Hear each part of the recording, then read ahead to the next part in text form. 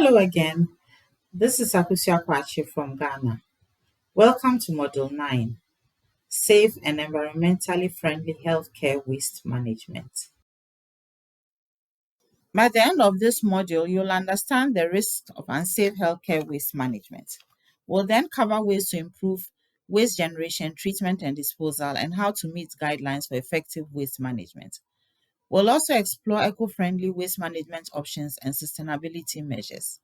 Lastly, we'll introduce steps to improve waste management gradually when resources may be limited. Effective waste management strategies safeguard health workers, patients, and communities. Improper healthcare waste management poses grave health risks, including needle stick injuries to health workers, transmission of diseases, and antimicrobial resistant organisms, and environmental pollution. All of these endanger public health. Uncontrolled incineration releases dioxins and furans, which may be carcinogenic and contribute to other adverse health outcomes upon inhalation. Chemical exposure from mercury-containing medical devices leads to neurological damage. Contaminated injections have caused millions of hepatitis B and C infections and HIV transmissions worldwide. Shockingly, 70% of health facilities in least developed countries lack basic waste management systems, meaning they don't practice self-segregation, and sharps and infectious waste are not treated and disposed of safely, for example, by autoclaving or incineration. Visit the WHO UNICEF Joint Monitoring Program data portal to look at the latest data on waste management by region and country. Did you know that the bulk of waste from healthcare waste, up to 90%, is non-hazardous, akin to household waste? Non-hazardous waste mainly comprises paper, cardboard, and plastics, resembling municipal solid waste. Only 10 to 25% is hazardous and requires special handling and treatment. Approximately 10% of infectious waste includes biohazardous materials like sharp objects and pathological waste. Healthcare waste management and climate change are closely linked. Waste management negatively impacts the environment and climate change and also poses challenges for waste management. The shipping and packaging of health commodities, including personal protective equipment, vaccines, diagnostics, and medicines, contribute substantially to carbon emissions and generate waste that impacts the environment. Incineration and disposal of waste to landfills emits greenhouse gases such as carbon dioxide, methane, and nitrous oxide. Methane is significantly more potent than carbon dioxide in terms of its global warming potential. Climate change can also comprise of waste containment, with increased rainfall and flooding posing risk to waste containers, leading to spread of contaminants and disrupting the waste management chain. This arrow shows an ideal waste management chain from waste generation all the way through to final disposal. We'll go through each of these steps in order. To read about these in depth, refer to WHO's 2014 publication, Safe Management of Waste from Healthcare Activities, which you can find in the resources section. The process starts with waste generation and minimization at the source or point of care. Many different tactics help reduce waste. Some of these are to minimize unnecessary glove usage and encourage hand hygiene in the process, opt for eco-friendly endless packaging, and adapt a just-in-time procurement approach where goods are received from suppliers only as they are needed. These strategies also lead to cost savings, using fewer consumables, less fuel for powering waste management technologies, and putting less strain on infrastructure. Segregation can effectively and significantly decrease the volume of hazardous waste and has a huge impact on the ability of waste management systems to cope. In 2021, WHO conducted a global analysis of healthcare waste during COVID-19 using data on items shipped through the UN procurement system and found that nearly 50% of the waste, or 38,000 tons, were items deemed non-essential for COVID-19 care.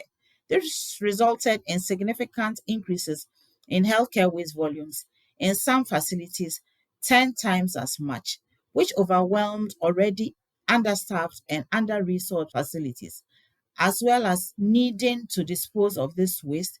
There were also huge economic and environmental costs to purchasing, shipping, and storing all these materials.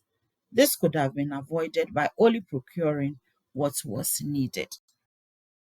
Without proper segregation, hazardous waste can contaminate non-hazardous waste, effectively increasing volume of waste that is considered hazardous and that needs to be treated. Effective segregation allows non-hazardous waste to be recycled, reducing environmental impact and in some cases generating revenue.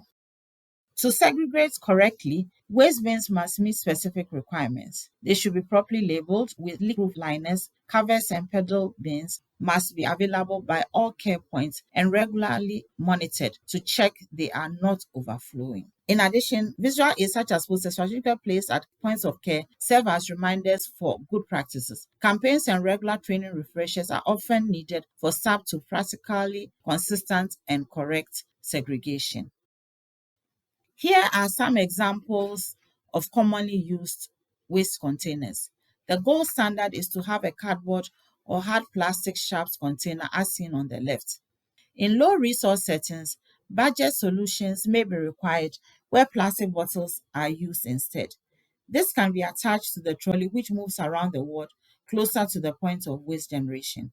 Finally, needle cutters may be used which removes the needle from the syringe, meaning the sharps container takes longer to fill before it must be replaced. What types of non-hazardous waste are most common? Packaging, plastic bottles, food containers, and outdated equipment make up the bulk. Disposal methods for this type of waste include landfill, municipal waste sites, facility waste pits, recycling, and composting. Regular collection and transport of waste to designated treatment or disposal facilities is important and must be done according to strict protocols and in a timely manner with designated equipment such as a covered trolley, wheelbarrow, wheeled bin, or cart. Bins used for waste collection should be disinfected, for example, with a 0.2% chlorine solution to minimize the risk of contamination and spread of infections, and hand hygiene performed after handling waste. Additionally, facilities must provide washing and disinfection areas for waste handlers and those responsible for transporting the waste. Handling and transporting waste is intrinsically dangerous, so waste handlers need adequate protection. This includes wearing appropriate personal protective equipment, such as gloves, masks, and goggles, and preventing spillage or exposure. Thorough hand hygiene before and after handling waste is crucial to prevent infections. Waste should not be resorted to avoid exposure to hazards. Handlers should avoid carrying waste against the body and use waste transportation equipment for heavy loads to prevent injuries. Proper storage of infectious and sharp waste in healthcare facilities is crucial for meeting health and safety standards. The storage area must have sealed or tiled floors and walls for easy disinfection, alongside adequate ventilation to prevent hazardous gas buildup and protection from rain. There are strict time limits for storage based on climate. In hotter climates, waste must not wait as long before it is treated. Sharps and waste requires specific attention. Containers be replaced when three-quarters full. Non-burn treatment methods like autoclaves are evolving to be more accessible and eco-friendly, featuring fewer models that are more cost-effective and resource efficient. Some autoclaves require as little as 3 liters of water per cycle, a significant reduction from older models. Operating with steam, autoclaves sterilize waste without emitting hazardous substances or ash. This process renders waste non-hazardous with potential for recycling, thus lessening the environmental impact. Autoclaves vary in size, accommodating different waste volumes, but require a steady water and power supply for optimal operation, which is not possible in all settings. Incineration, particularly in low resource settings, is often favored for its affordability and ease of setup compared to non-burn technologies. However, it carries significant environmental and health risks from emissions in dioxins and furans, a type of persistent organic pollutants. Many types of waste are also not suitable for incineration. These substances are highly hazardous to health and the environment, affecting different bodily systems and increasing the risk of cancer. The Stockholm Convention has set a goal to limit the emissions of dioxins and furans, aiming for minimal presence in the air. This is a worldwide effort to lessen the damage caused by these pollutants. Meeting this standard requires using the best techniques and practices available. Waste may be treated on or off site. Smaller facilities are not generally expected to have their own waste treatment infrastructure and may send waste to be treated elsewhere.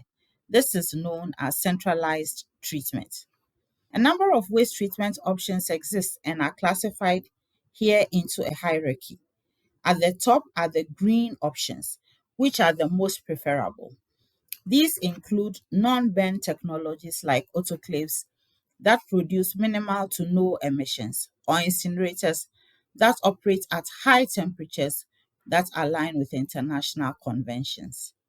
Moving down the hierarchy, yellow options are interim solutions. While these may not fully meet international standards, they are a step towards the end goal.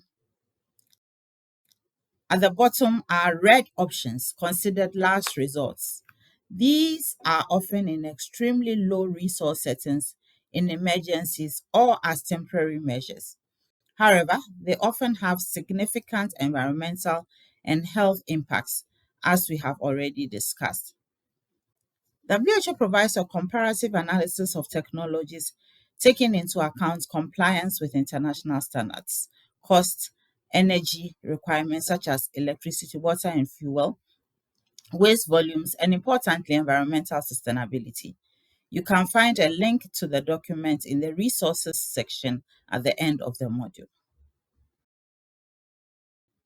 This table provides a comparison of technologies commonly available on the market which comply with the Stockholm and Basel conventions. Of these, vacuum autoclaves have the lowest environmental impact, capital, and operating costs.